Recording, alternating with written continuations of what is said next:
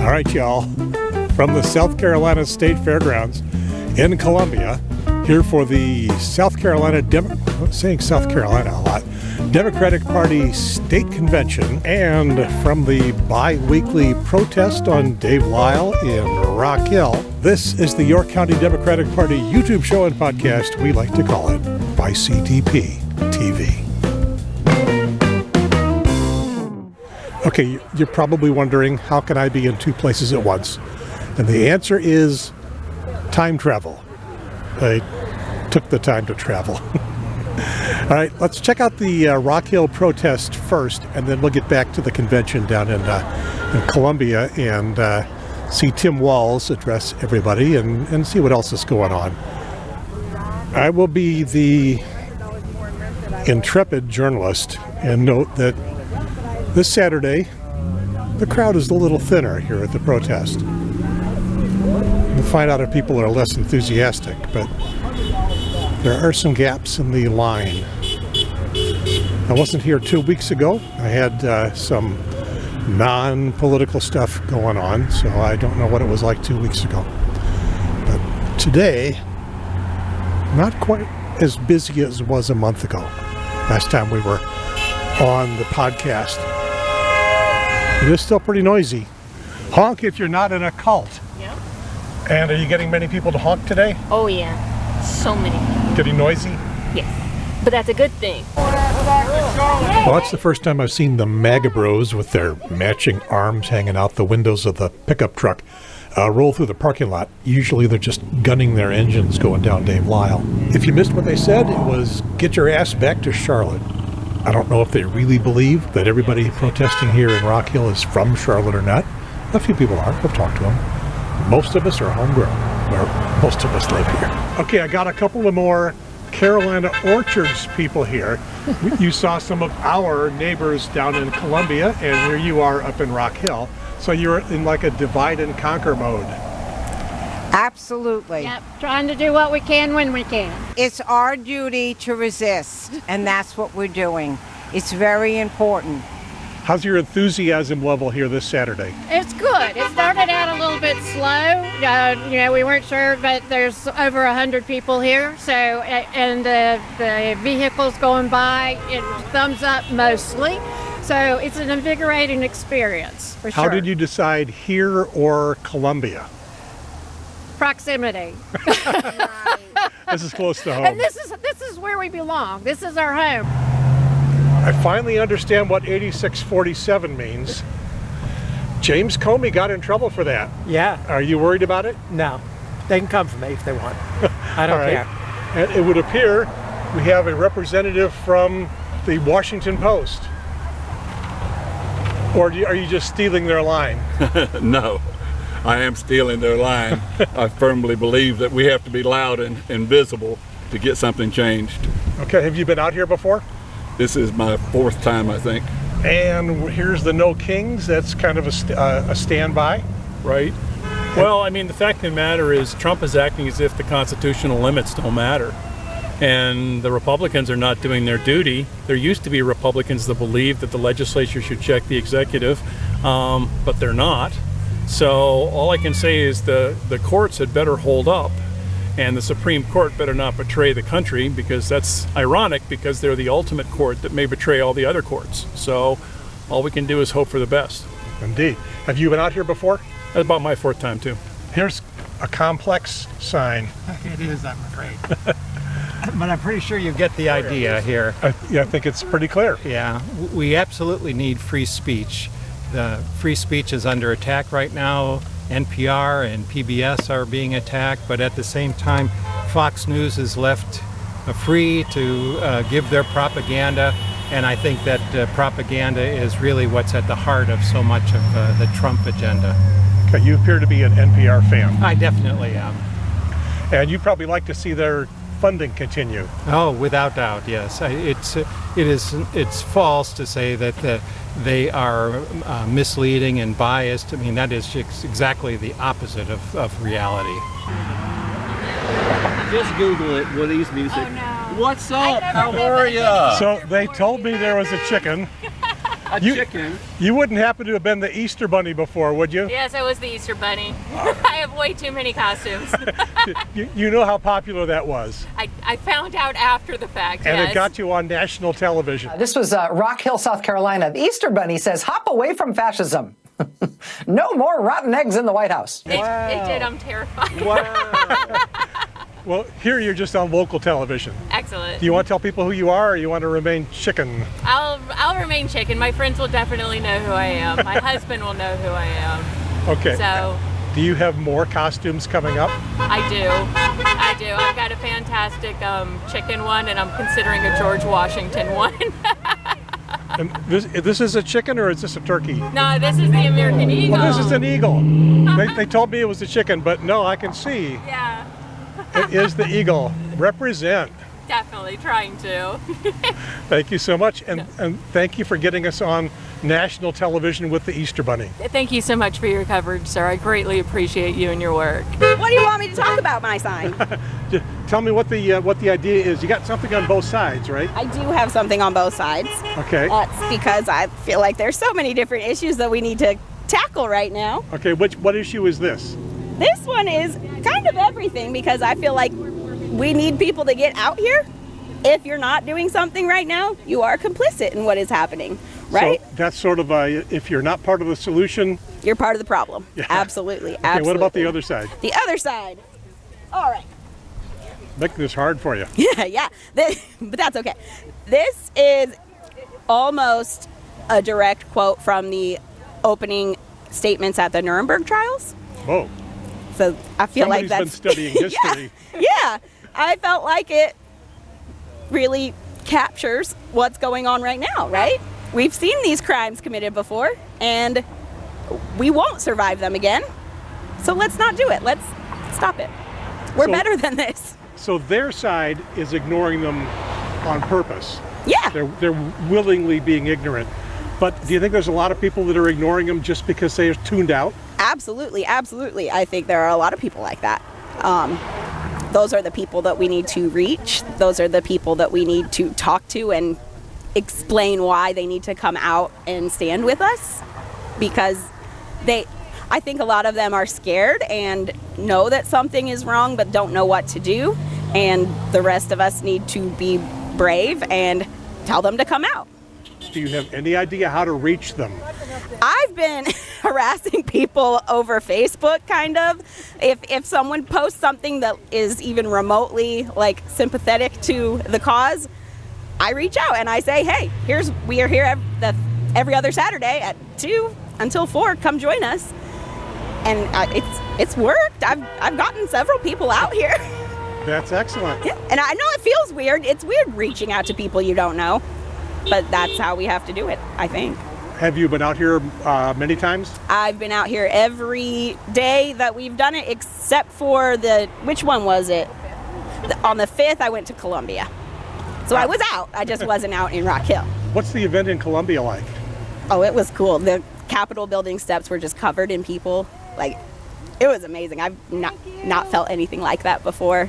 So mostly you're shopping local, but you needed to dip your toe in and see what it was like in the big time. Yeah. And I mean, our 5th protest was huge also, I heard. I wasn't here, obviously, but I'm super proud of the work that York County Rising is doing. It's exciting. It gives me hope. We need hope. I got another 86-47. You know Jim Comey got in trouble for that. Good for Jim Comey. He's a patriot. And you're not worried about it. I think it's great. We need to get rid of Trump. He's a problem. He's a crook, and he's destroying our country. And he knows he's doing it, and he's doing it on purpose. Down with Trump and the MAGA nation. I was going to say, whenever I see somebody with an American flag, I comment on it because you don't see a lot of those, but that one's upside down.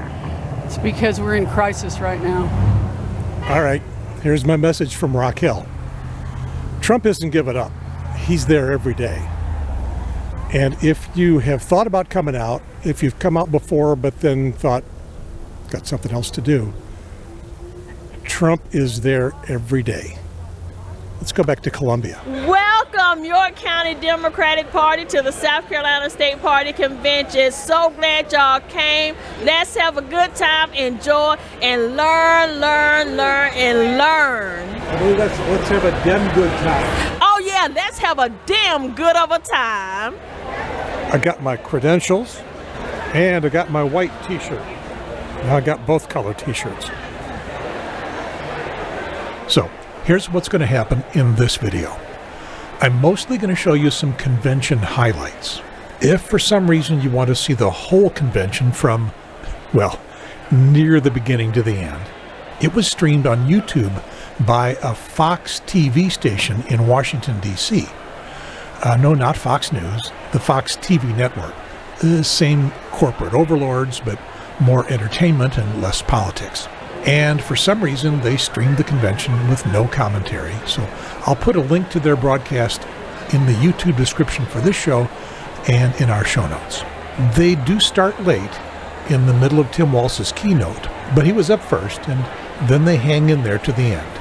And I didn't find anyone else who was streaming the entire convention.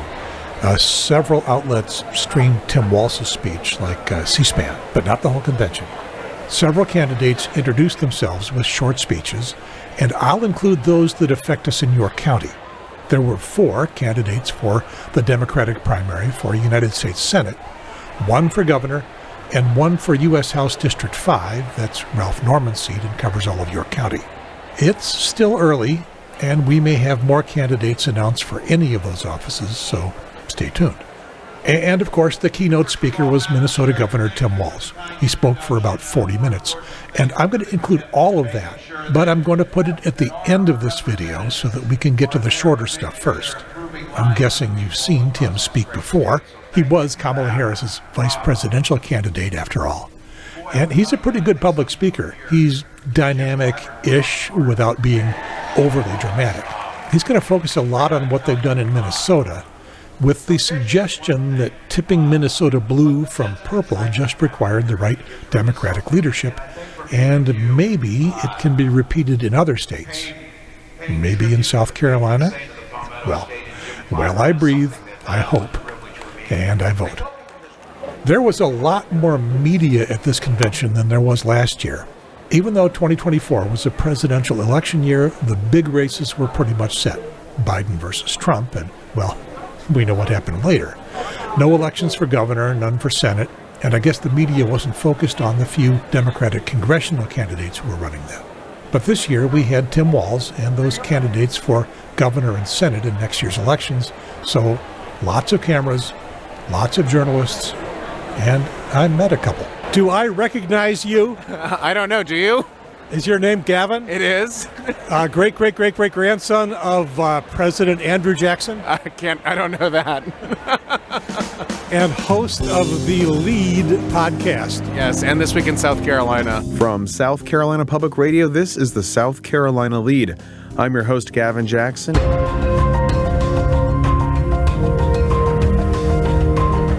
Welcome to This Week in South Carolina. I'm Gavin Jackson. So you weekly or bi-weekly podcast? Yeah, it drops on Tuesdays and Saturdays, and you can always watch This Week in South Carolina Friday nights at 7:30 or on YouTube. So you guys are going to do a live shot in Aiken, I understand. Yeah, we're doing a live lead taping in Aiken on June 12th at 6 p.m. at Good Girl Brewing. We'll have Maayan Schecter with us, too, and Senate Majority Leader Shane Massey. So we're getting back on the trail in a sense. We always like to do live tapings around the state to talk to different people, go to different places. We did a couple up in RockHill, too, so I think we might be doing one there in the fall. I think it's September, actually, so stay tuned. So when you cross into York County, you don't get bounced off that Charlotte media bubble? No, not at all. You can intrude. Up there. We got Scott Morgan up there for a reason. He has to hold the border for us. Scott Morgan's our South Carolina Public Radio reporter up in the RockHill area. He covers most of the upstate and the RockHill and that area, too. This is South Carolina Public Radio. I'm Scott Morgan. And you're about to hear a kind of pneumatic rifle. Doesn't fire bullets. It fires hail. So you don't let him on the podcast? Sometimes I use his pieces. He does really good in-depth reporting, especially on housing and other issues. So we do, when he has something good, I put him on there too. But he also did his own podcast called Indebted. This is Indebted, South Carolina Public Radio's deep dive into the ecosystem of debt in the Palmetto State. I'm Scott Morgan. which is a really good look at the debt ecosystem that a lot of people are trapped in South Carolina. So check that out too. All right, so now I know more. Yeah, you do. SouthCarolinaPublicRadio.org. Check it out. Good to meet you from the York County TV media empire. Great, thanks, Gary. Everybody's typing furiously on their little laptops. You're just updating your Facebook page, right? No, I'm actually working and I'm writing stories. Okay, who are you? I'm Maayan Schecter. I'm a reporter with South Carolina Public Radio. So you know that guy over there? I do know him very well. Too well? Too well, yes, too well. We're out of the legislative session now, but South Carolina Public Radio and SCDP, myself with Gavin Jackson and my colleague Russ McKinney started a new reporter notebook blog called the State House Gavel. We follow lawmakers every day when they're in the legislative session, so it's a chance for people who are not inside the State House to see what is going on inside the State House from their homes or wherever they may be. We have photos, videos, audio. It's just a good rundown so people can keep track of what lawmakers are doing and how they're affecting their lives every day. And that's great because it is hard to find out that deep cover stuff. Very. And myself, Gavin, and Russ McKinney are some of the more longtime serving State House reporters, and so we have a wealth of knowledge and institutional knowledge, and it's just a great space for people to kind of check out what decisions are being made that impact them and their family and their neighbors. Okay, my in-depth reporter question. How do you stay awake covering a legislative session? A lot of coffee. Okay, so not only are these ladies Yorkies, they are from my neighborhood, Carolina Orchards. Tell me who you are. Niall Doty from Carolina Orchards. Monica Mullings from Carolina Orchards, District 5. And you guys came down to the convention. Is this your first time? Yes, absolutely. Yes, and I'm so excited to be here. If you will take your seats, I am Crystal Spain, the chair of the South Carolina Democratic Party, and I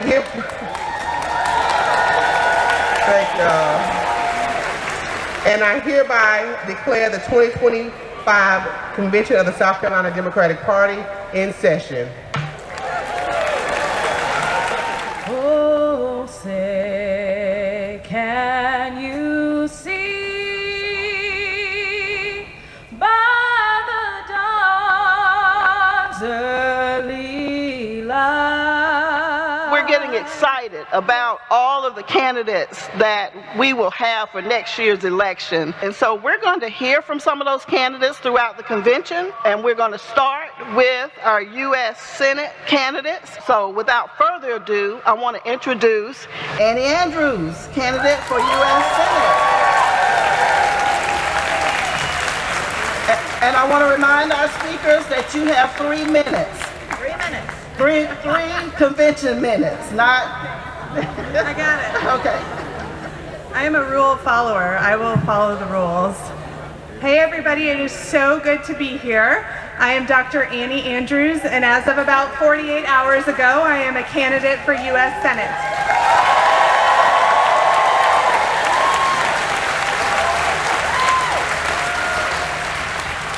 I'm excited to stand up here to share with you that I have the endorsement of my friend, Jamie Harrison.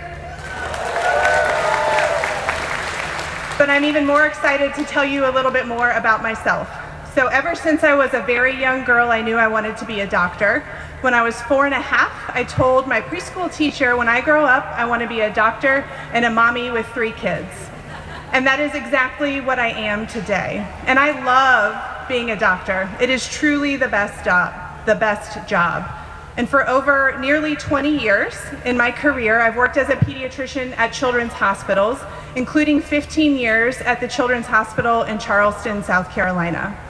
But when you go to work every day as a pediatrician in a children's hospital, you take care of kids who don't know where their next meal is coming from, kids whose parents can't afford their prescription drugs, children who are in the throes of a mental health crisis and cannot access mental health resources, and far too many children who have been shot. So I started to understand that broken policies coming out of Washington, D.C. were harming our kids and families long before they ever got to me at the hospital, because too many corrupt career politicians like Lindsey Graham are willing are willing to do anything or say anything, even if it hurts kids, as long as it helps them hold on to power. So I got involved in a very dramatic way, and I ran for Congress against arguably our nation's most embarrassing congresswoman. And even though I lost, I never stopped fighting. Actually, I got louder.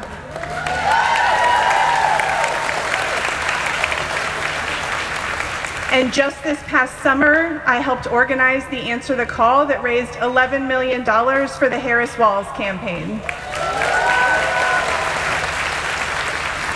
One of the things I want you to learn about me is that I am not afraid of a fight. And that's why I've decided to run against Lindsey Graham so we can finally send him home.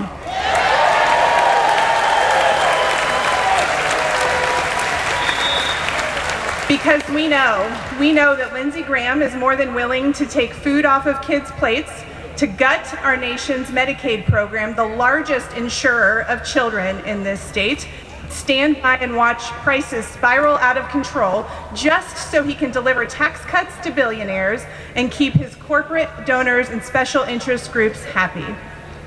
Look, Lindsey Graham has been in the Senate for half of my lifetime, literally, 22 years.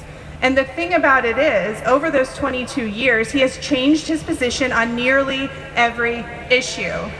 Because he does not stand for anything or believe anything unless it helps him hold power.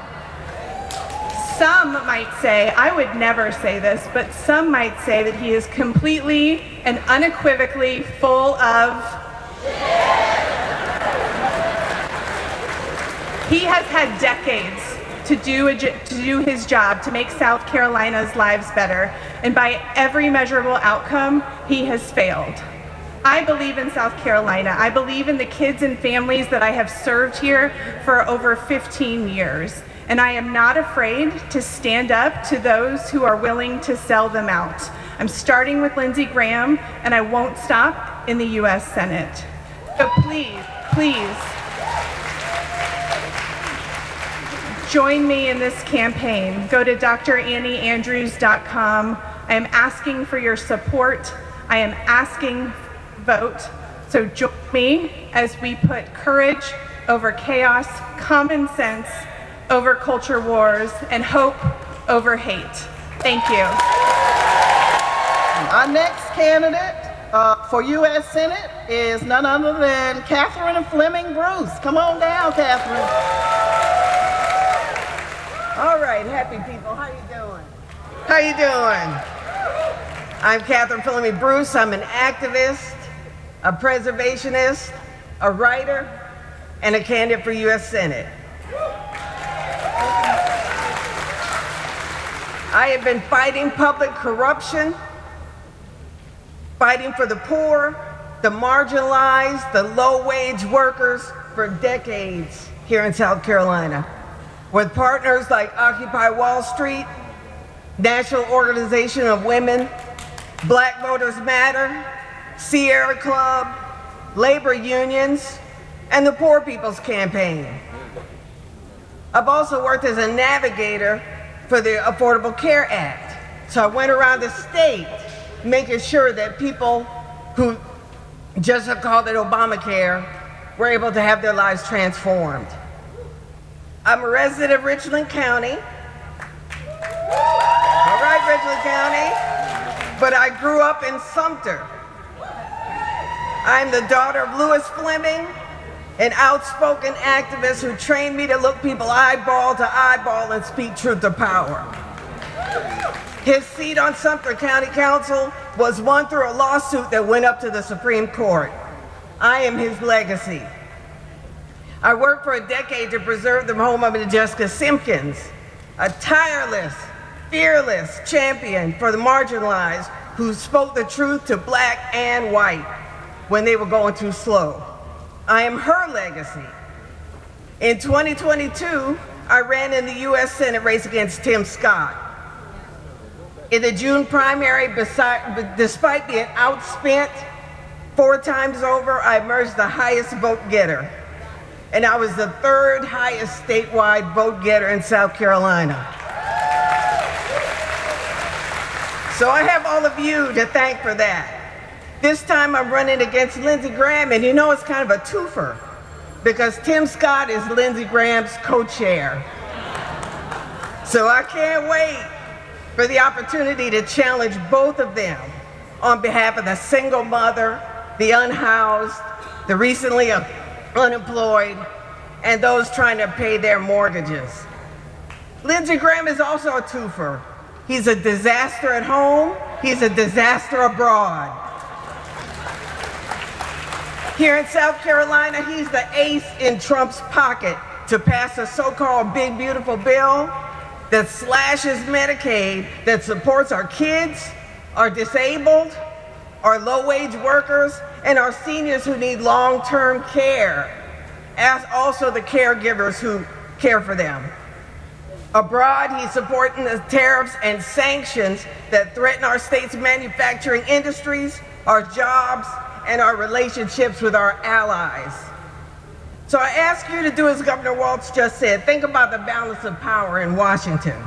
We need at least 6 U.S. Senate seat flipped, and South Carolina has to be in the game.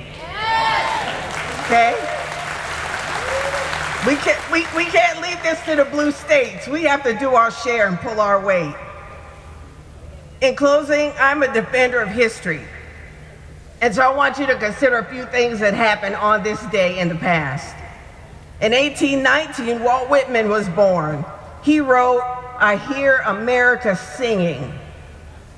The brick mason, the carpenter, the mother, each singing what belongs to him or her and nobody else.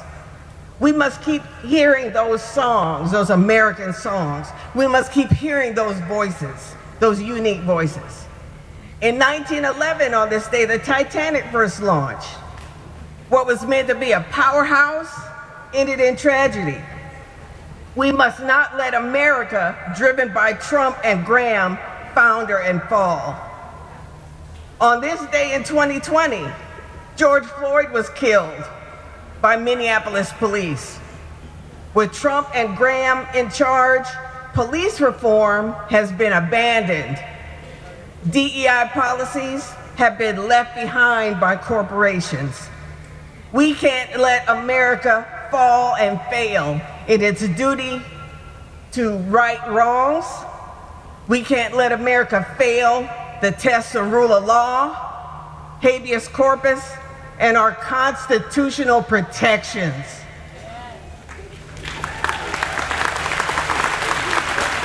Okay? So Catherine Fleming Bruce, please find me at catherineflemingbruce.com. Donate and volunteer. I'm asking you today to send a battle-tested veteran activist to the Washington, D.C. front in 2026. We're going to wage war. We're going to deliver victory. Over tyranny, deliver victory. Thank you. And I am so excited to introduce Kyle Freeman, a candidate for U.S. Senate. Please help me welcome Kyle.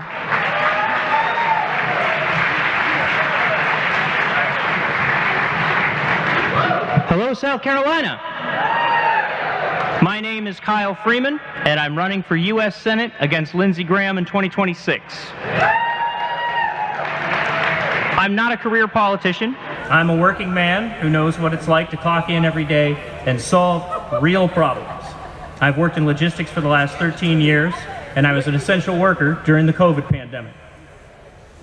My mother was a lieutenant commander of the Navy, my father was a master chief, and my grandfather was a 2-star admiral. So service and dedication to the country is in my blood. And as a working class American, I've seen firsthand how a broken system can hold people back and keep them from reaching their true potential. I believe in South Carolina, and I believe that we deserve good leadership that works as hard as they do, with honesty, grit, and integrity. And now I've been campaigning all across the state, and I still have a lot more to go. And typically, somebody in my position would tell you about somebody that they've met along the way. But I want to try to do something a little different.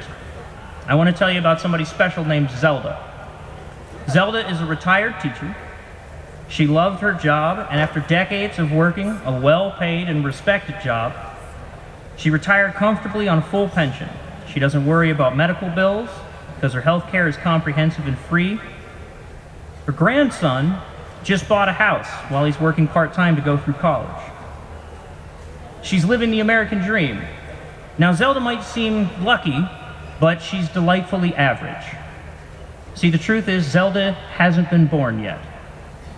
She is one of billions of future Americans that are counting on us to do the hard work that it takes to turn this country into what it needs to be.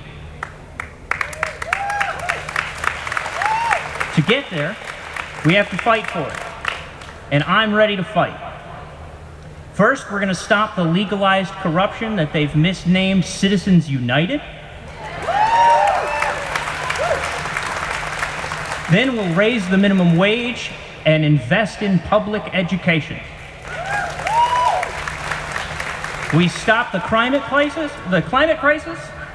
by tackling corporate monopolies and investing in clean alternative energies. And we can show by example that leadership that leads through honesty, integrity, and hard work not only can, but does work for the people. Zelda and billions of Americans just like her are counting on the choices that we make today.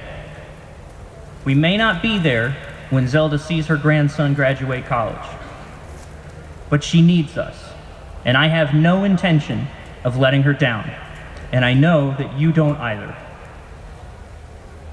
And so I've seen what's over the mountaintop. I've seen what's waiting for us in the future. I've had a vision. And South Carolina, you look a lot better in blue.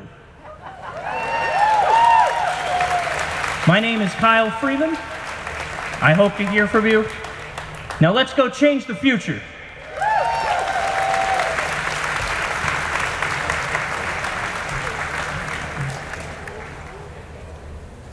All right. Thank you, Kyle. Our next speaker is Lee Johnson, candidate for U.S. Senate. Please help me welcome Lee. Hey, good morning, South Carolina. How are you doing?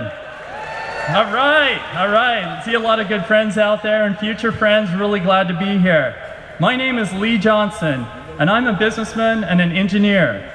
I live in Greenville in the upstate with my wife, Shauna, and our 6-year-old daughter, Max.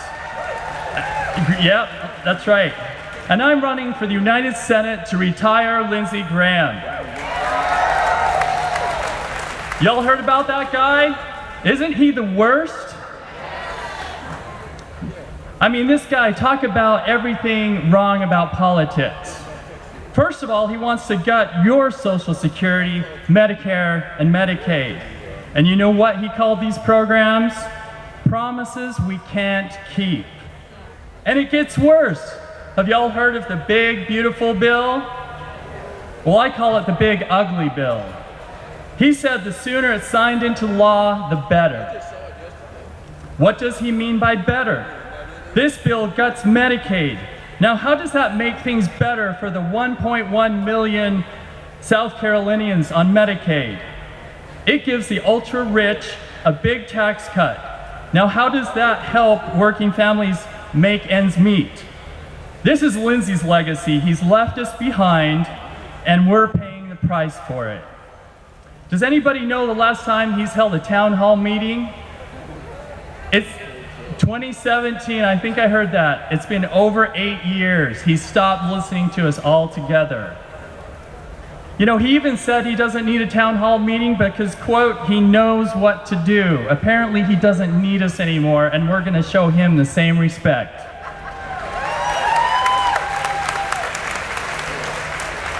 Now, I agree with Lindsey there. He does know what he's doing. He's doing whatever it takes to hold on to power at our expense. Not to mention, he's changed his mind on almost every issue. Term limits, abortion, Supreme Court, the list goes on and on. But you know what? I think we can do better. I'm running for the United States Senate to protect and to expand Social Security, Medicaid, and Medicare. I'm running to make healthcare more affordable and lower prescription drug costs. I'm running to build an economy that works for all South Carolinians by stopping these chaotic tariffs that are raising prices across the board for our families across the state. And something very close to my heart, I'm running to ban members of Congress from trading stocks because public service should not be for profit.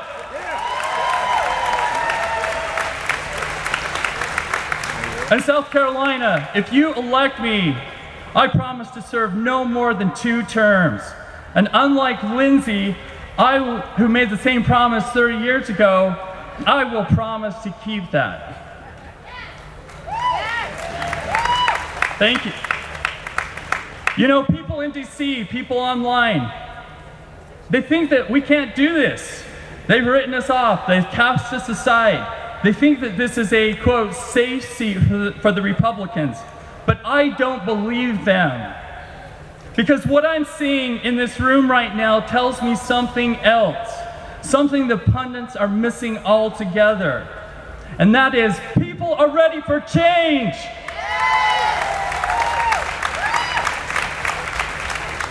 Folks, we can do this. We can and we will do this. And I'm humbly asking for your vote, and I promise that I will earn that vote. So don't believe the noise. We can do this thing, we can win.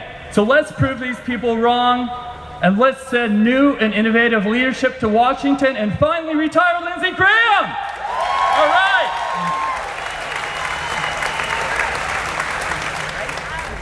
So guess who I get to introduce? You guessed right. A person who truly needs no introduction. Jamie Harrison, our DNC Chair for the last 4 years, who's worked hard in every state across the country after working his tail off here in South Carolina. I'm honored to call him a friend and glad he's here with us. We know we're going to hear about what's happening next.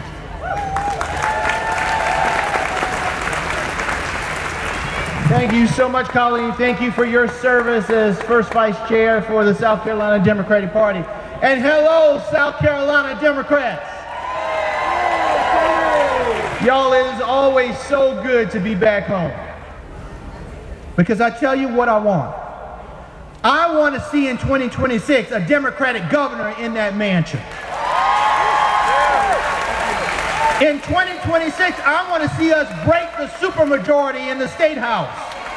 In 2026, I want to send Lindsey Graham's ass home.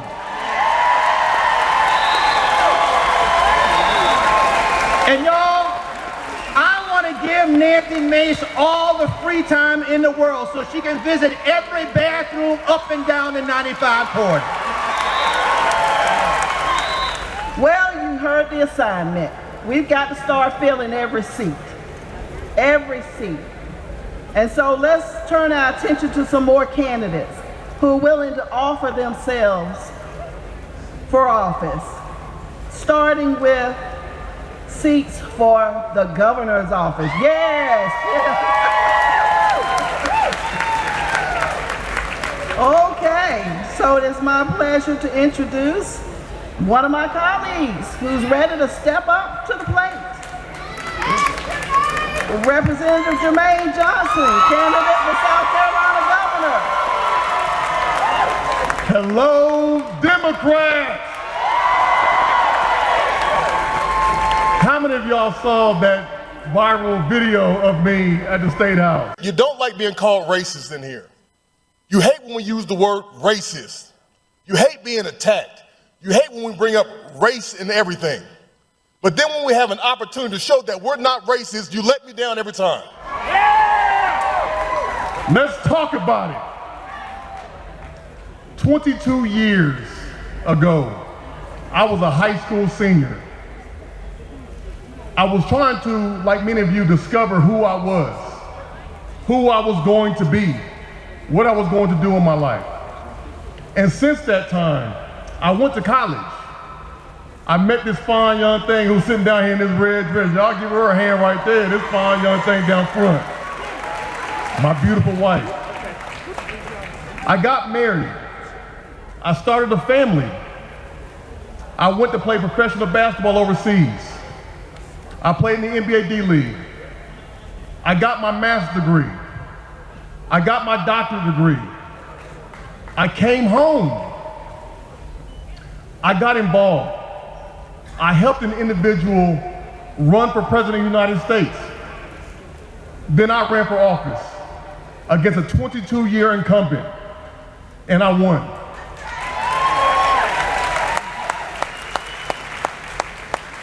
Since being elected, I've gotten re-elected twice. 22 years is a significant number because 22 years is how long South Carolina has been under a single-party Republican rule. 22 years of single-party Republican rule. Now, we've seen a lot in those 22 years. The BC summer debacle, the Walter Scott shooting, the terroristic attack on Mother Emanuel, where Senator Clemente Pinckney was taken from us, stolen from us. Teacher retention is at an all-time low. Our roads still muddied with potholes. Individuals are still suffering. Minimum wage is still $7.25. But I got news for y'all. 22 years is long enough. 22 years is long enough. And in 2026, we are gonna flip this state. And I'm tired of the mess that's going on in South Carolina. I'm tired of the dysfunction. I'm tired of the corruption. I'm tired of the backroom deals. I'm tired of the revolving door. I'm tired of our kids dying. I'm tired of you losing your prescription drugs. I'm tired of women's rights being trampled on. I'm tired of voting rights being stripped. I'm tired of the mess that we see every day in this state. And in 2026, we are gonna stand up, we're gonna stand to our feet, and we're gonna say, no more. No more will we stand for this. No more will we take it lying down. No more will we accept status quo. No more will we deal with this mess. No more. No more. Because enough is enough. And we are ready to stand up. We are ready to take back our dignity. We are ready to take back our respect. We are ready to demand our respect and demand the equal treatment that we all deserve here today and right now. We have seen so many attacks on individuals just because they love differently, or just because they believe differently, or just because existing, just because they look differently. But we can't allow that no more. Because who we are the big tent. Everybody is welcome here. And that is how South Carolina should be operating. Everybody is welcome. Everybody has a place in this state. Everybody has a life that should be valued. Everybody is important. And we won't allow any of that to go unnoticed. We will do better. We will stand for better. And we will do what has to be done because we're going to be outside. We're going to be knocking those doors. We're going to be wearing the soles out of our shoes. And we are going to knock those doors until our knuckles are bloody. We are going to do what needs to be done in 2026. So today, I stand before you on the shoulders of giants. People like Congressman Clyburn, who said, Jermaine, you don't need permission from us old folks to run for office. And I thank him for giving me that advice. Because without that advice, I would not be standing here in front of you today. People who made history, people like I.S. Levy Johnson, who called me and said, Jermaine, your legacy is my legacy. What you do is who I am. And I'm humbled today to announce my exploratory committee as I consider a run to be your next governor of South Carolina.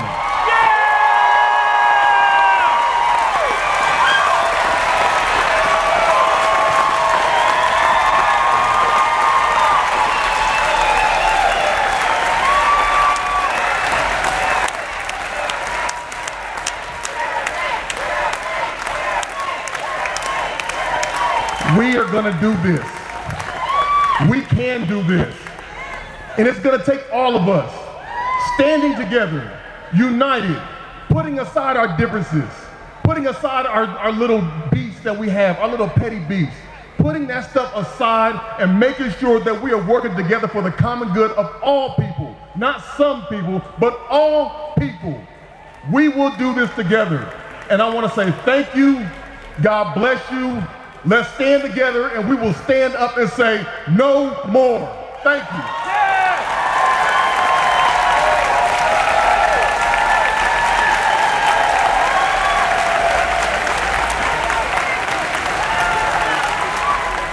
We have another gubernatorial candidate. Is Justin Bennet here? Is Justin Bennet here? Going. All right. Well, we've got another opportunity to fill a seat this year. Superintendent of Education.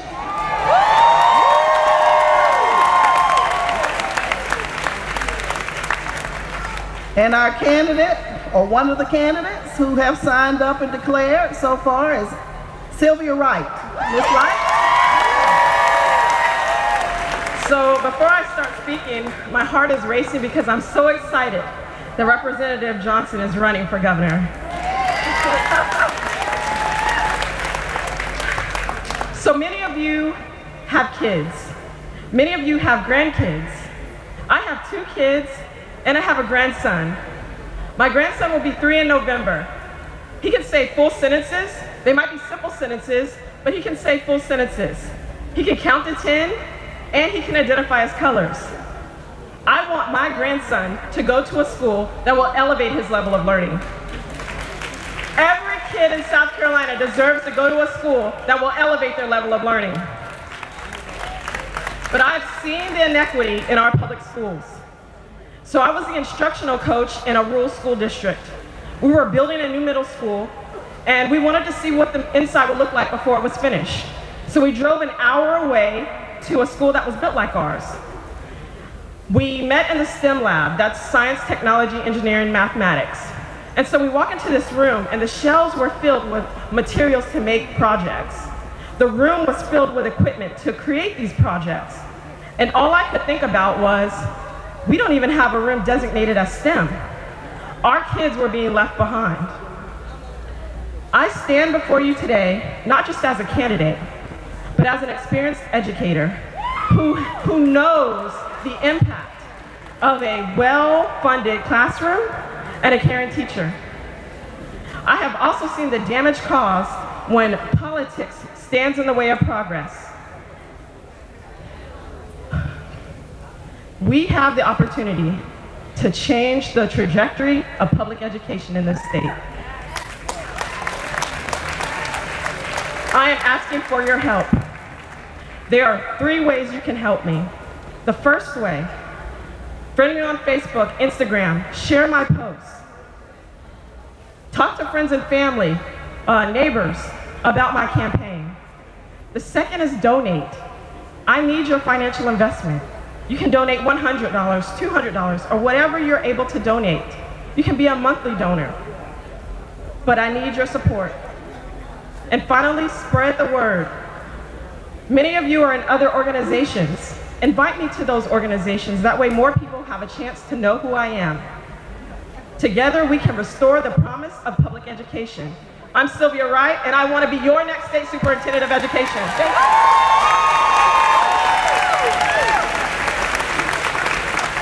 I am delighted to introduce Alex Harper, a candidate for Congress in the 5th Congressional District. Please help me welcome Alex.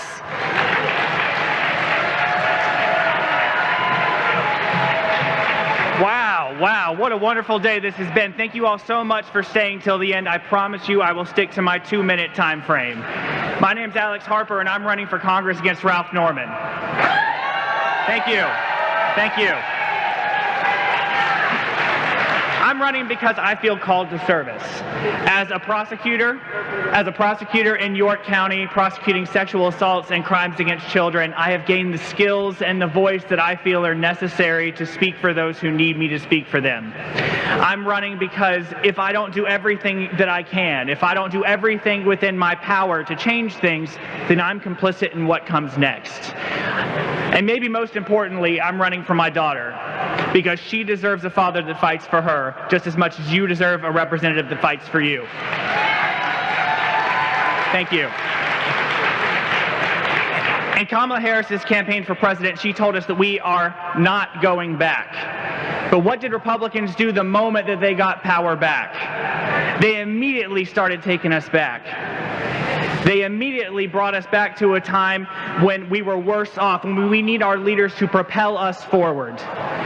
When Republicans got control, they started to defund the Department of Education at a time whenever our children are falling further and further behind their peers. And it's made even worse because in South Carolina, we lead the nation in how many books we've banned.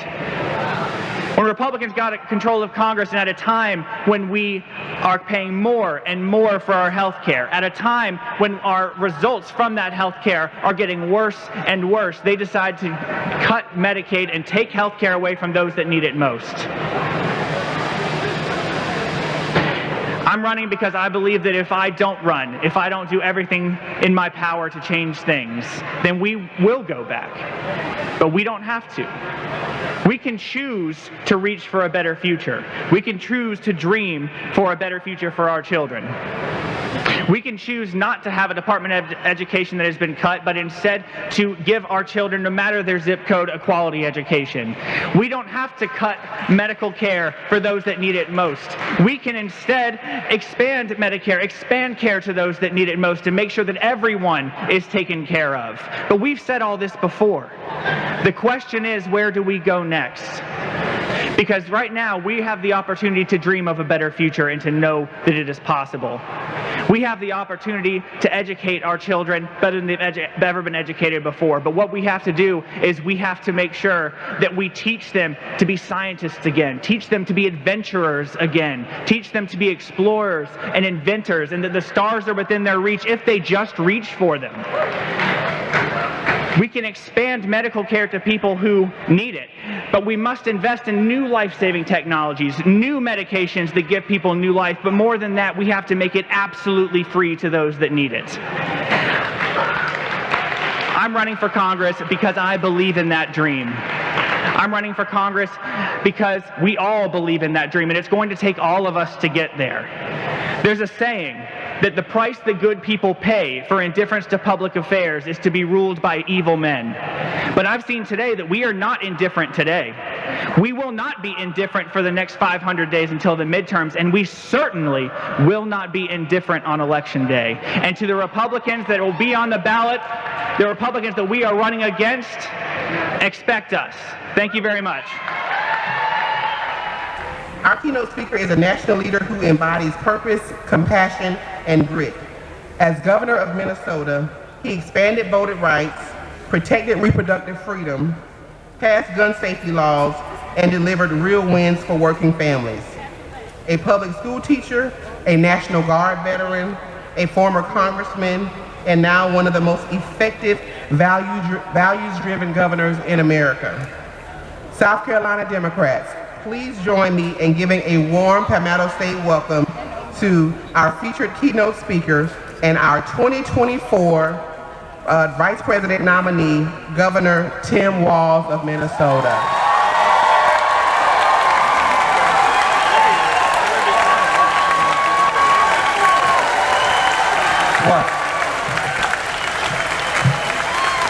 Wow. Good morning, South Carolina.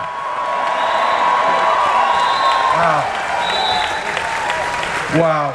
Well, first of all, Madam Chair, thank you for the kind introduction. More importantly, thank you for the commitment to making sure that our representatives are there to make sure they're improving lives of the people all across this great state. So thank you for that. Boy, I'll tell you, and I think some of you were here, can Jim Clyburn put on a party? Holy smokes. I got to tell you, The fish is one thing, but the sense of excitement down here is really something. And I think for many of you,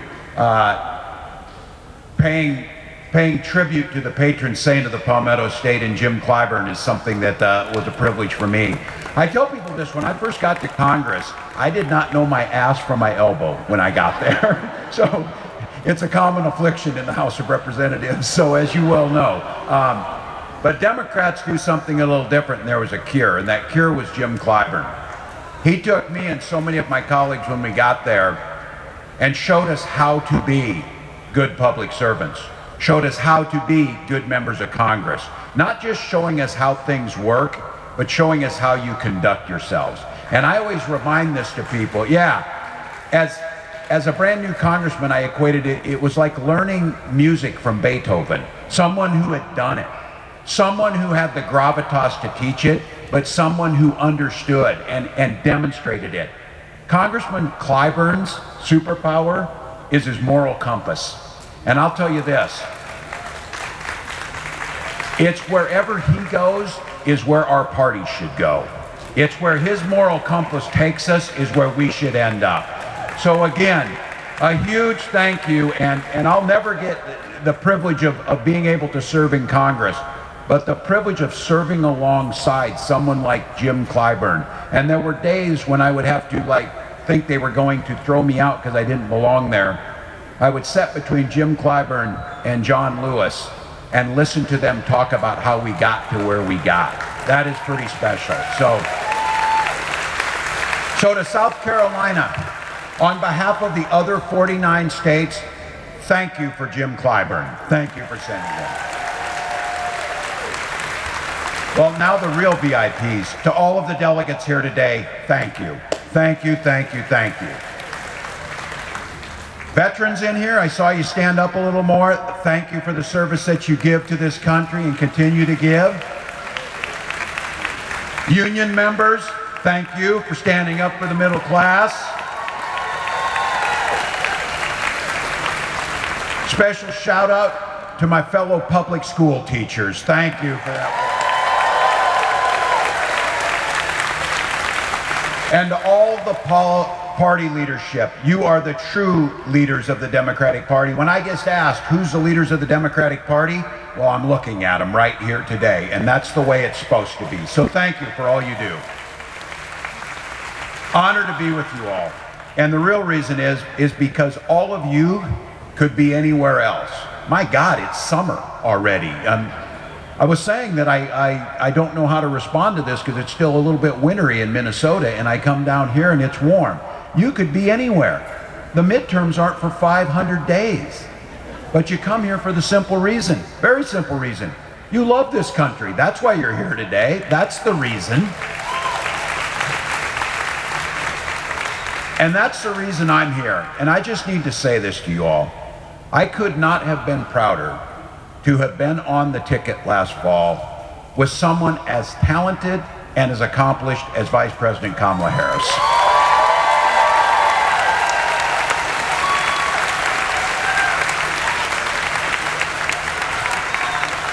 We know it, and America knows it, that we are far better off because of her grace, her courage, and her patriotic leadership. And damn it, I would love to turn on the TV and see her instead of what we see every day.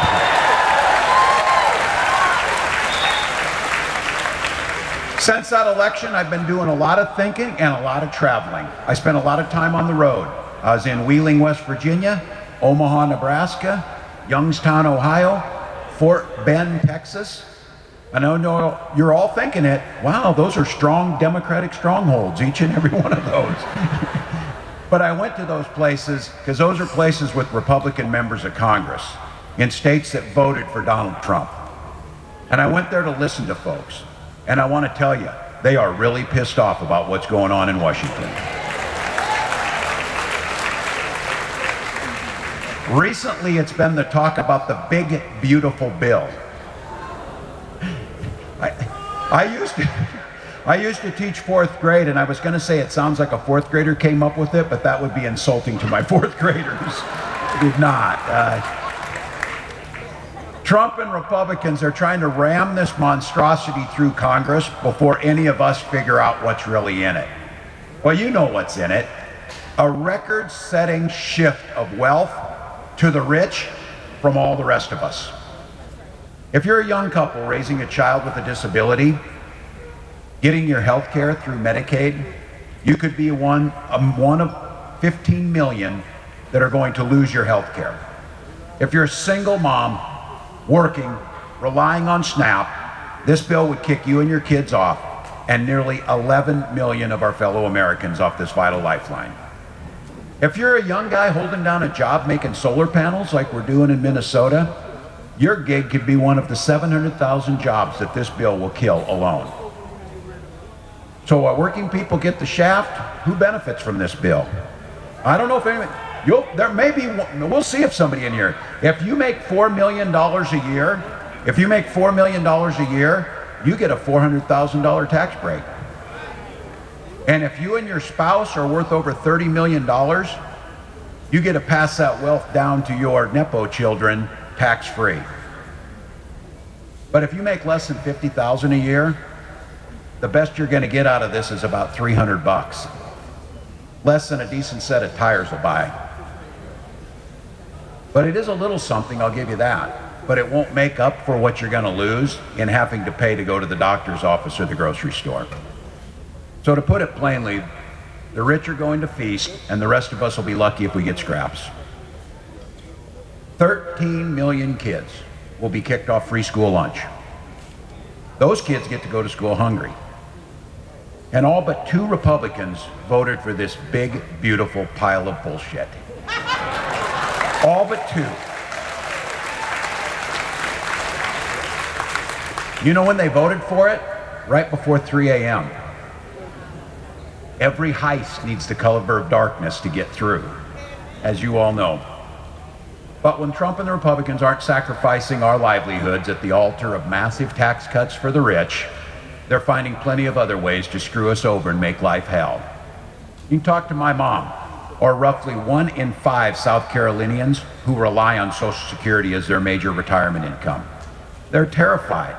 You've got some 19-year-old Doge dweeb rooting around in government systems, mainlining 4 locos, and messing everything up. If they flip a wrong switch, my mom, your relatives, people that depend on Social Security, they don't get a paycheck, which means they don't get to pay for the heat in their home or their groceries. But I want to give Elon a little bit of credit. I know you're finding that hard to believe, but I'm going to. Somebody said, do you think he does anything right? Yes, this week he did. He finally quit and found government ways. He would do something right.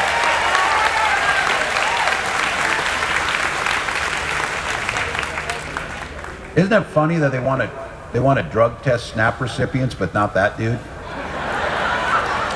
Just saying. And I know this one's going to really depress you on a beautiful Saturday morning when you're here. This shit show has only been going on for 4 months. 4 months. But the story of Trump's second term is already clear to all of us. Everything this guy does has 2 motivations. It's either cruelty or corruption. Very simple with this guy. He's not a complicated guy. Ripping your health care away, that's the cruelty. Cutting taxes for his billionaire buddies, that's the corruption. Tariffs, blowing up all of our budgets and destroying small businesses, that's the cruelty. A free jet from Qatar, that's the corruption. Disappearing people off the streets, that's the cruelty. Selling White House access to crypto bros, that's the corruption. And those bastards didn't even get a decent steak out of that deal either. So, look, I find my joy in small things. I find the joy in small things. But don't forget for a minute, and all of you know this, he didn't do it alone. All of those Republicans in Congress are fully complicit in this. Every one of them.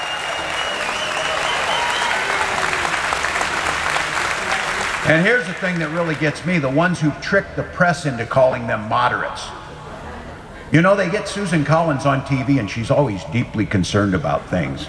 Well, do something then, instead of being deeply concerned. Because there's nothing moderate about caving to Donald Trump every single time he asks. Every single time. Which brings us to why you're here on a beautiful Saturday morning, giving of your time. You could be doing things for yourself, things for your family. You could be thinking about your little part, but you're not. You're not only not just thinking about yourself, you're thinking about others, neighbors. You're thinking about people you don't even know. And you're thinking about those who are less fortunate that can't be here today because they're working 3 jobs just to put food on the table for their kids. That's who you're thinking about. And you know what the payoff at the end of this is? We're going to make them pay come the midterms for everything they're doing.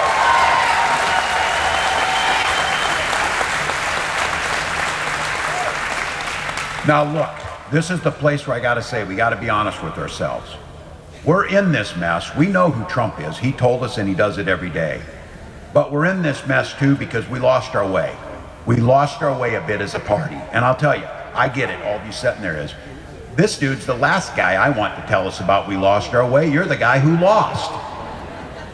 But I'll tell you what, none of us can afford to shy away right now from asking the hard questions and doing the things we need to do to fix it so that we win elections. It's when we lose elections, people's lives are put at risk. This is not a game. This is not yay, yay, our team wins. This is people's lives at stake. So here's what I've come to terms with. Here's what I've come to terms with. The party that, my party, the party was there to lift my family up when my dad dies and my mom's got 2 kids staying at home. The Democratic Party that was the party of the working class, we lost a big chunk of the working class in this last election. And the thing that bothers me to no end and drives me to do something about it, we didn't just lose the working class, we lost the working class to a billionaire who gives tax cuts to other billionaires. This last election, you could hear the primal scream of folks. Working class folks were in pain. They were yelling from the top of their lungs, do something, do something, the system's not fair. You can't own a home, I can't get health care. I'm worried about my kids. I'm worried about gun violence. And for all of the boneheaded, self-serving, despicable crap that Donald Trump does, that guy knows how to sniff out a problem. And he puts on one hell of a show pretending that he cares about those people. Now look, I hear a version of this everywhere I go. You know this, you've heard it. Well, I don't really like Trump, and I don't know if he's right. I don't even know if he's doing is going to make a difference, but damn it, he's willing to shake things up and give it a try. You hear it. What about us then? How do they view us?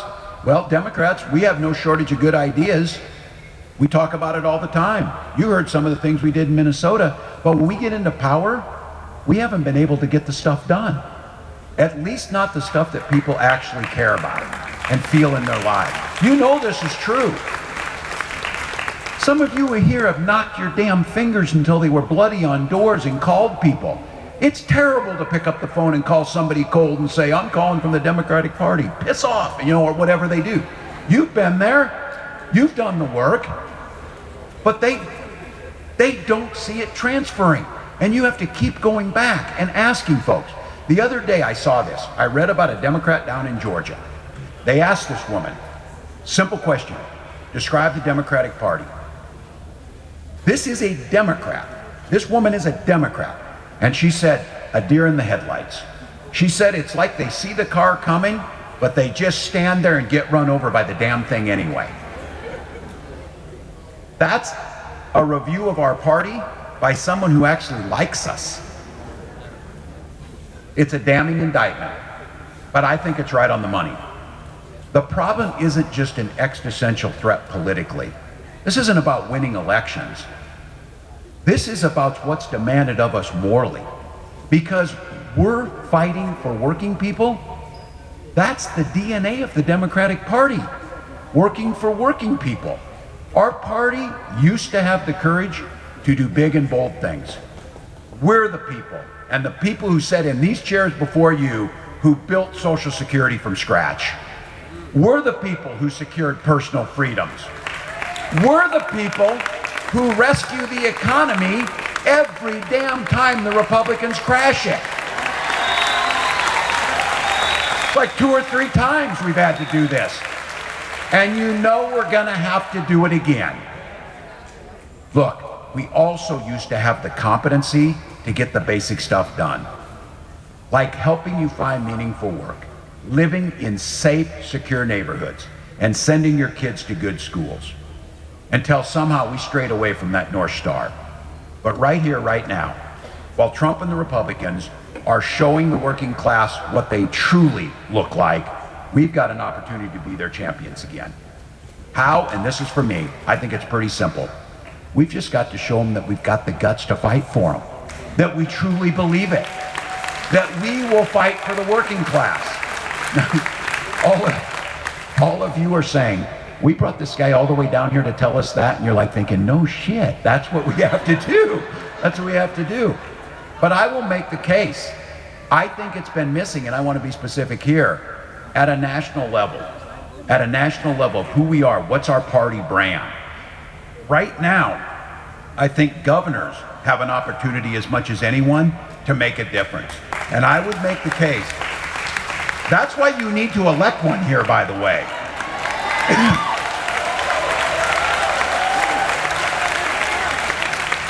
You know, there's a program with your tax dollars that you can feed hungry children in the summer with a summer nutrition program. And you got governors like right here that say, we don't want that money. We don't want to turn it away. We don't want to expand it. Or Medicaid. You can expand Medicaid coverage. Don't want to expand Medicaid coverage. In Minnesota, though, I think we've got a little different proof plan. Now, you may have heard us. We talk about this a lot. In Minnesota, we are not the Democratic Party. We're the Democratic Farmer Labor Party. We're 2 parties that came together. There's a reason for that. We know who we work for in Minnesota. And we also know that those are folks, whether it's labor or ag or middle class folks, that you need to get the job done. So look, I was just mentioning to some of your senators this morning that we were talking together. You think of Minnesota as being a blue state? Oh my. We are a purple state. From 1990 to 2010, we didn't have a Democratic governor. It was all Republicans. When I got elected in 2018, that was the first time in our state's history we ever had back-to-back Democratic governors. We'd never done it before. And when we took full power in 2022, where we had the House and the Senate and the governor's office, we had a 1-seat majority. 1 seat in the Senate.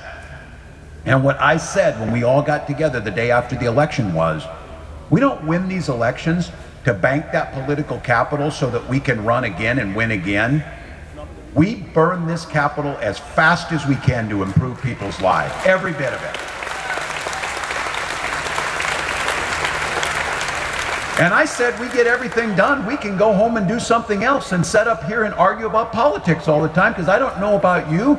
I enjoy being here and everything, but I wouldn't mind mowing my yard or golfing or doing something else. But it requires us to be here. So I said, let's get to work. And the first thing we did was we created the nation's biggest child tax credit, cutting childhood poverty by 1/3 and making Minnesota having the lowest childhood poverty rate in the country. In Minnesota, if you or someone in your family gets sick, or you have a child, or you need to have something done, you get 12 full weeks of paid family and medical leave for the work to be able to do that. And I taught school for a couple decades, and I'll tell you what, the saddest damn thing in the world was to see a kid come in, put their number into the machine, and see they had no money in their lunch account, and see them turn them around. So in Minnesota, we don't ask you to fill out any damn paperwork or say anything. Every kid who walks through the door of the school gets free breakfast and free lunch every single day. Every day.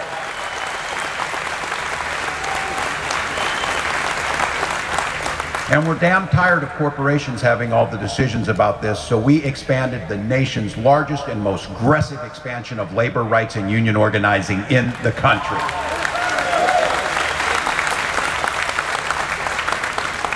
We invested in manufacturing. We are home to the per capita highest number of Fortune 500 companies, and we have the longest longevity of new company startups of any place in the country.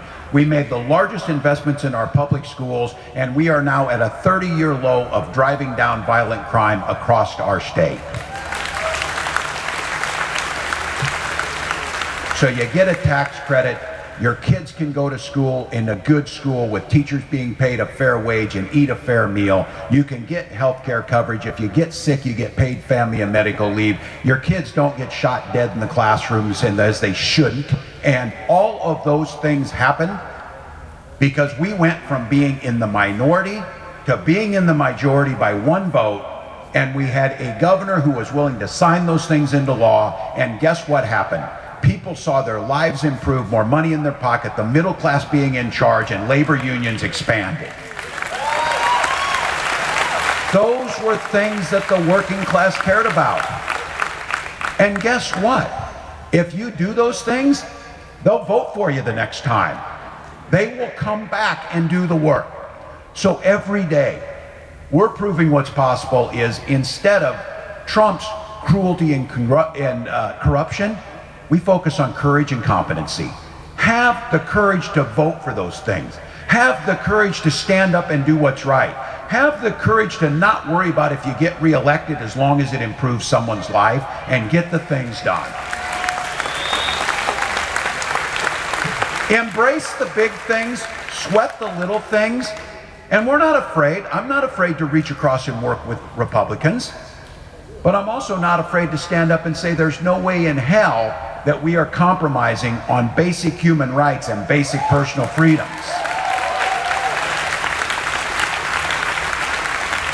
So now, we're one of the friendliest states to start a business in.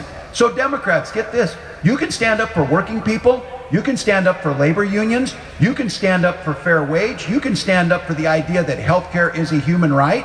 But you can also be, because all of those things make businesses healthier, make the economy healthier, make businesses grow. We're the party of business. We're the party of the economy. We're the party that grows personal wealth. And I'll tell you what, we're also one of the freest states in the country where you make your decisions. We trust you. We're no damn nanny state that tells you what to read and who you sleep with and whatever else you do. Those are your decisions. Those are your decisions. And in the surveys that come out, there's two that I'm really proud of. We were recently ranked the best place to have a child in the country, from health care to the things that we have. And I'll tell you what, this one, we dropped to second in this category, and we got a little more work to do, but I think this matters. When they rate all the 50 states, Minnesota ranks second in happiness. We are the second happiest state. And it's cold as hell, too, and we're still happy. No such thing as bad weather, just bad clothing. The reason I'll settle for second is Hawaii's first, so they're happy as heck. Look, I left a public school classroom at age 41 to run for public office. For that very simple reason all of you are here, to fight for working families just like my own.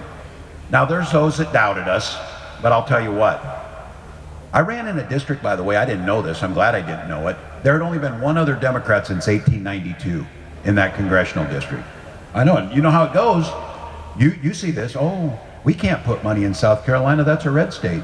And I said last night, and I'll say it today, it doesn't look very red to me. It looks pretty blue. It's pretty blue. Said we couldn't win because we didn't have any experience. You're going to watch candidates come up here and say, I don't know, but I'm running for office. And they'll tell you their name and they're going to do it. Support them. Help them out. What are we going to do? You ever see these races where we don't even run anybody? Too many times. Look, we got them in Minnesota, trust me. We got these people who I don't know how they get elected, but I don't know South Carolina. This Nancy Mace thing is really something. I'm saying. But just think about it. In 500 days, we work hard, we get somebody up here, she's got to answer for the damage she's done to people, and then you won't see her on TV anymore again, and you'll see someone else. And to the teachers out here, I'm going to encourage you this. You have to listen to people tell you that, you know, oh, I don't know, you're overpaid, you only work 9 months out of the year. You know this, right?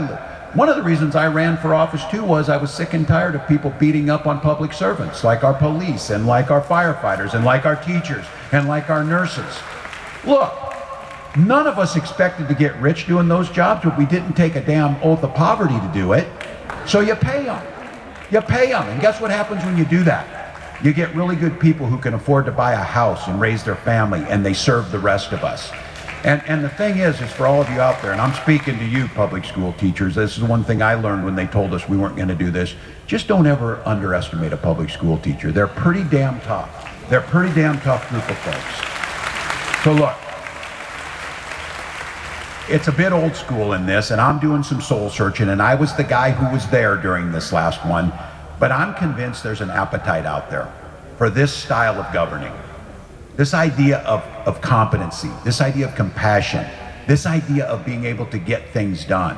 When you poll people, they love our policies, but they can't love those policies if we don't enact them. And if we don't elect Democrats, we don't get a chance to do it. So this is not a chicken and the egg type of thing. You need to elect people who are in it for the right reasons, who want to improve people's lives, who are willing to do the work, and build the coalition behind them with a strong party unit, strong county units, strong democratic infrastructure to get those folks word. And look, the thing we have to do is we have to get past this thing. That I saw recently that apparently the Democrats got together and hired a bunch of people, and they went into with the hotel to discuss how we could best message to people, how we could come up with, to calibrate our words that we're using. That's how we got into this damn mess. Because we're really cautious. And look, I know all of you in here, we say stuff like, oh, you know, we have, because we believe it. And we're kind people and compassionate. We have to fight food insecurity. You're right. But just say we have to fight kids going hungry in the richest country in the world. Just tell people where they're at. And don't be afraid and stay away from the poll-tested things that are out there, because what Republicans understood is they identified the problem with people, and they got people thinking that they were with them, like Donald Trump. What the hell does he know about somebody in South Carolina struggling to make ends meet? Almost nothing. But people believe that. Because what I have to think about is, we've got to have people know that we're actually listening to them, that we're actually hearing what they're saying. And then I'm just going to say this, because it seems so simple, and I don't do it. We've got to show the guts that we're willing to. I feel like there's folks that aren't willing to say the things necessary because they might be worried they might not get reelected if they say that. I'm not going to say that, and I don't think any of us can. I'm getting called out on this because I called Donald Trump a wannabe dictator. It's because he is. It's because he is. Oh. The governor's being mean, and the governor's speaking out on that. Well, maybe it's time for us to be a little meaner. Maybe it's time for us to be a little more fierce. Because we have to ferociously push back on this. And again, I'll speak to my teacher colleagues in here. The thing that bothers a teacher more than anything is to watch a bully, to watch this bully and to stop it. And when it's a child, you talk to them and you tell them why bullying's wrong. But when it's adult like Donald Trump, you bully the shit out of him back. You push back. You make sure they know it's not there. Because at heart, this is a weak, cruel man that takes it out and punches down on people. What they don't want to do is stand toe-to-toe and punch back with someone who's calling them out for what they do, who's being there. And for Democrats, here's what we need to know. You need to embrace this. We win hearts and minds. We win the issues. If you go ask people if they want children to eat, they'll say yes. If you go ask people if they want smart things to make sure our children aren't shot in schools, they'll say yes. If they say, do you want us to pay our public servants a decent wage, they will say yes. We win the hearts and minds. They win power. And when they take power, They move with it and exercise it. So I'll tell you what, we have got to have and understand an unshakable responsibility that we have to make sure that come hell or high water, everyone in this country can afford a decent life, enjoy a secure and dignified retirement. Women can still get reproductive care, and no one, regardless of their status, goes without due process and the rights to rule of law.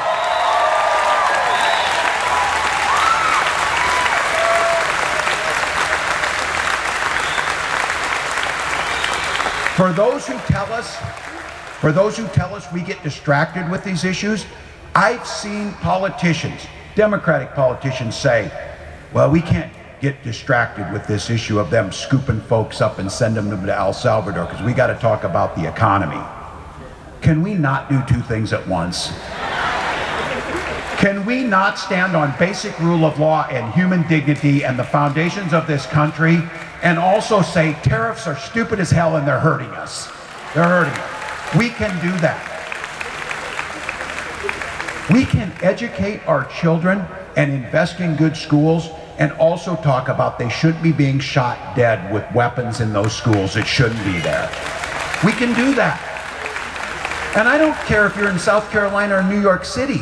You can't be supportive of kids being shot dead in schools. That's a unified position. So look, we've allowed ourselves, and I think it's fine because we are this. We're defined as anti-Trump. You damn right. You damn right. We are anti-Trump. But we also have to spend the time letting voters know what we stand for. And once we stand for those things, if you truly stand for them, then you actually have to get it done. You've got to build government with a bold vision that's actually delivering on those policies. Because I'm guessing in here, it would be pretty popular if you said, and if you put it to the ballot and asked South Carolinians, do you think we should have paid family medical leave in South Carolina? I think they would say yes. I think they would say yes. You know when they would really say yes? When someone in their family got cancer and they were able to care for them and get them through that, then they would say yes. When they don't have to choose between taking care of a sick child and losing their job or losing the pay that keeps the roof over their heads. Those are basic things. And when you do those things, guess what happens? The economy grows. And people find themselves more secure in life. And we have a better, more equal, more just country. And then the side effect of that is people no longer wonder what the Democratic Party stands for. The Democratic Party stands for taking care of my family. The Democratic Party stands for doing things that improve people's lives. And so now all of a sudden, and I'll say this too, you got a whole bunch of young people, and my son is one of them. By the way, I'm really proud of this. This feels like my greatest accomplishment. My son Gus is graduating on Tuesday, so that is my proudest moment. But Gus tells me a lot of young men, you might have seen this, a lot of young white men did not vote for this ticket. And they're wondering what we're doing with them. My son says, Dad, most of them don't know about the policies and stuff, and if they do, they probably agree with you. They just think the other side, it's cooler to belong to this. They just think it sounds tough to belong to this. Or they feel like you're at least going to them and talking to them instead of having people they don't know up there with you. And so this idea, and I've said this a lot of time, people want to belong to something. They want to be with other people, most of us. Sometimes other people bug us and we want to be alone, we know that.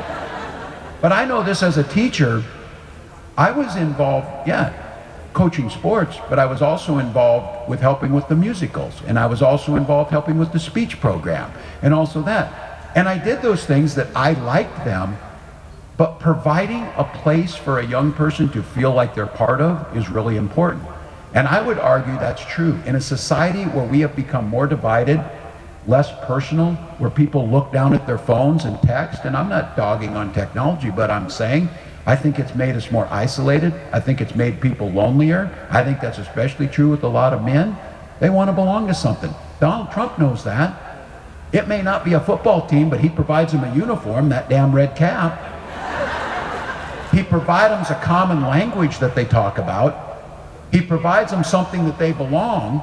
Now, we know in healthy organizations, you don't need to demonize someone else, but since he's only offering anger and animosity and belittling others, he still offers something. We, as a Democratic Party, have to offer a place that is, yes, welcoming, but I can't imagine. People don't go to his rallies to listen to his dumb crap that he's saying. I don't believe that. I think they go to those rallies to be next to people who think like them. I think they go next to those rallies to feel like they're part of something. I bet you they go to those rallies to talk about their kids to one another and talk about what's going on in their lives. And in a society that seems more divisive, that political party or that movement that he has, I would argue a compassionate, kind place where everybody's involved is a place they should be too. But damn it, we should be able to have some fun and be joyful. We should be able to gather in these places. We should make them feel like they matter. So look, we've got the guts, and we need to have it, to push back on the bullies and the greed and punch them right where it needs to be done, to telling our policies are better, our policies improve your lives, and what you're doing is cruel and corrupt, and it cannot stand. We need to say that. We need to bust down systems. And again, this is my take on this. What Donald Trump has taught me is, I've been in this now elected office for 20 years, and there's issues that I have worked on for 20 years. And they're like, well, it takes a little time to get this done. People have been born and gotten old. And yes, I'm proud. In 2010, I voted for the ACA to improve health care to everyone. I voted for Obamacare. And I went in front of town halls and defended that vote. And I heard people tell me, you're going to lose your job over that vote. And I said, sounds pretty good to me. If people are going to get health care, I'll go back to teaching school and coaching football, because that's worth it. That's worth it. What Donald Trump figured out was, it shouldn't take 20 years. So I'm just cautioning everybody, when we win, and we will, we're going to win the Virginia governor's race come this November. We're going to win New Jersey. We're going to take back the House of Representatives. But I'll tell you what, and the people in this room are probably the most impatient. When we get back and win that election in 28, we damn sure better not say, you know, I think we're going to tweak some of these things around health care to make it easier for you to talk to your insurance companies. Really, you think you better maybe deal with that? You think maybe we better be bold? You think maybe we better make real changes in people's lives? Because here's the deal. I think it's unconstitutional, and the courts will determine if it's illegal. But what Trump learned from his first term to this one is, if you say you're going to get things done and actually do it, even if it's not the right thing, people still give you credit for getting something done. They give you credit for doing it. Now, it's destructive as hell on their side. Think how powerful a tool that will be if we move with the same speed that he's moving to give everybody health care, to improve our education system, to address the climate crisis, to defend human rights, both here and abroad. Imagine how powerful that is. So look, here's the time. Here's the time for all of us. Donald Trump is the existential threat that we knew is coming. It is going to be, I'm not going to whistle past the graveyard, it is going to be a challenging few years here. But it starts this November, actually it starts this Saturday, as us starting to organize. Donald Trump ran for president for 4 years after he got beat in 2020. The Republican Party ran for 4 years. Their school board members ran for 4 years. All of those things were happening. And what I know about our party is, we know how to work. We're people with grit and resilience. We know how to get things done. We're used to getting the shaft. We're used to being on the short end of things. It's who we are. But when we do that, and when we know what we have, this is a moment. This is a moment not just to win an election. This is a moment to transform back to the Democratic Party. When I was growing up, many of you, if you're my gray hairs in here, know this. My family wasn't overly political. They weren't overly political, and we were in a small town. But there was no question for me as a 17 or 18-year-old, if I got asked, what's the Democratic Party? Oh, that's the unions, and that's the folks that work for working people. That's who they are. Well, who are the Republicans? That's the country club and the rich people. That's who they are. And it was pretty clear. And then you started to figure out, this Social Security thing is a good idea. Who came up with that? Democrats. This GI Bill and Pell Grants to make college more affordable. Who came up with that? Democrats. This idea that you should trust women to make their own health care decisions. Who came up with that? Democrats. You knew that. This is our opportunity, and for the leadership that's in this room, let's define who we are. Let's define it with a fierce defense of those who can't defend themselves against a bully. Let's fiercely push back everywhere we can.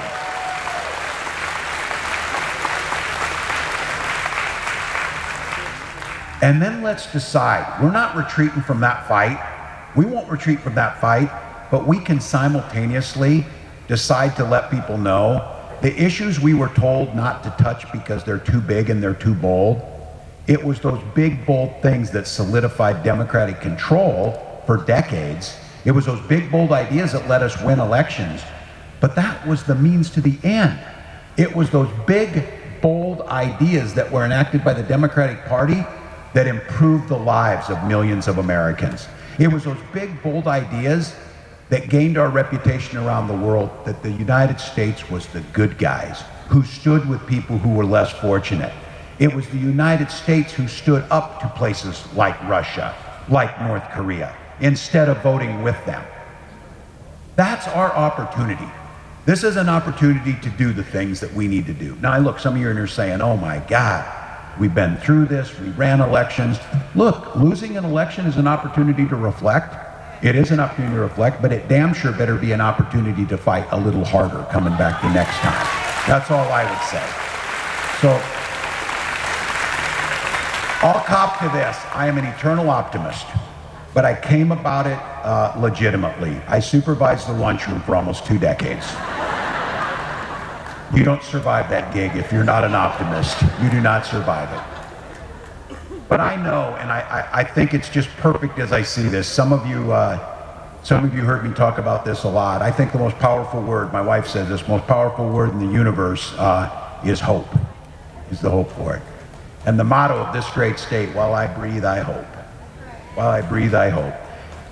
I'll take that one step further. Hope is the energy that gets us believing in a better tomorrow. But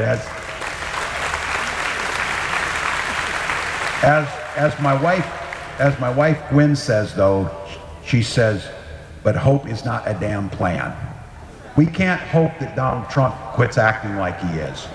We can't hope that we win an election. We can't hope that these people aren't as cruel as we think they are. We can't hope that people get the health care that they so desperately need. We have to plan for it. And that's what brings you here today. You're giving of your time, your treasure, your talent to build what's necessary. And I'll tell you this, those things we accomplished in Minnesota wouldn't have happened without restructuring our entire Democratic Party, putting the power back in the county units, putting the power back in the state units.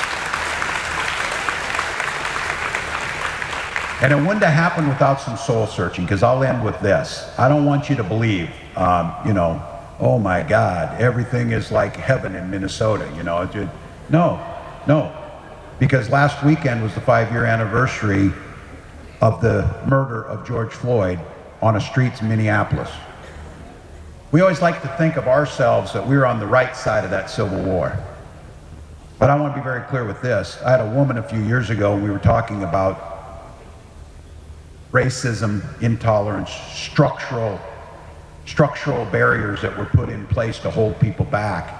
And this woman was sitting with me in Duluth, Minnesota, about as far north as you can get up on Lake Superior. And she came from Arkansas, and she said, yeah, Arkansas is racist.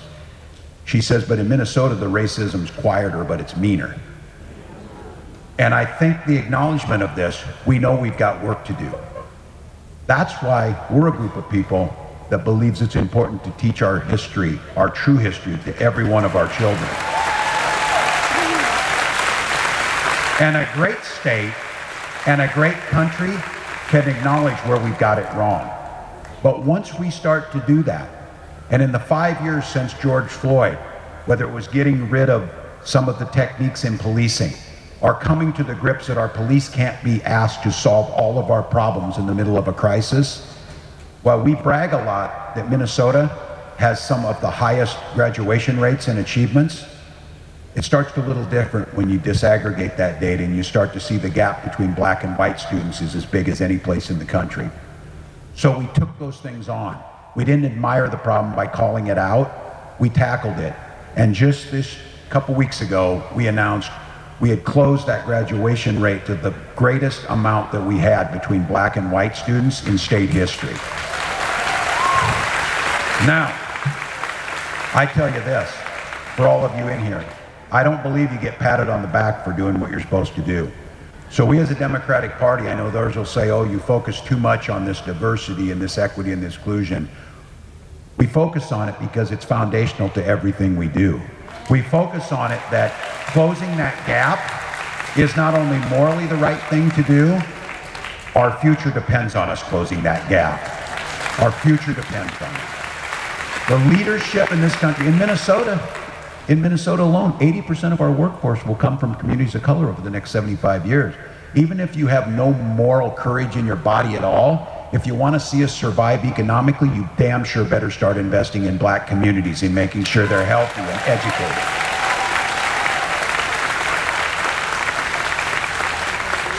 So to all of you, the work's in front of us.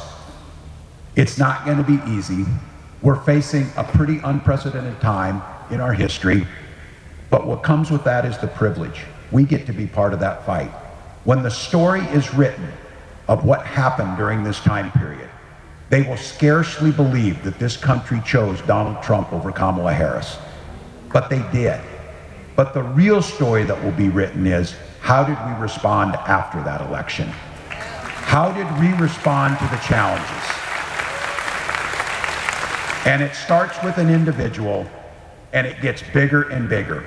So here we are in one of the reddest states, according to that stupid map that you'll find, with a room full of people who care about their neighbors, a room full of people who's willing to take the good, the bad, the ugly, the warts, and the highest achievements we've had as a country, and recognize that this towards a more perfect union is still going on.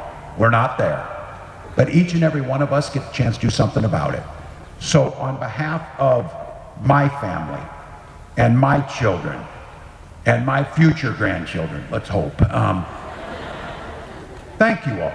Thank you for caring enough about this country. Thank you for taking time out of your lives.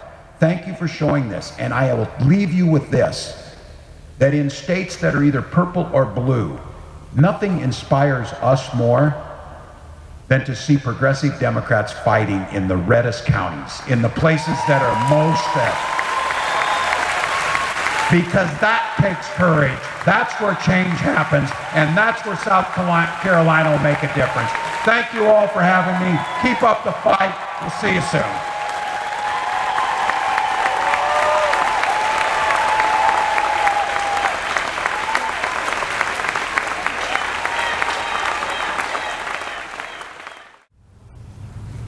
All right, that's it. Oh, you might have noticed I've upped my YouTube broadcasting game, the mic flag. And I've been handing out business cards, YCDP TV business cards here, so maybe we'll get a few more people watching. That wouldn't be bad. And maybe we'll get a few more people out protesting. In 2 weeks, it's that big June 14th? I might have the date wrong. No King Day. So let's really fill this place up. That's it for this edition of the York County Democratic Party YouTube show and podcast. We call it YCDP TV. Over and out, y'all.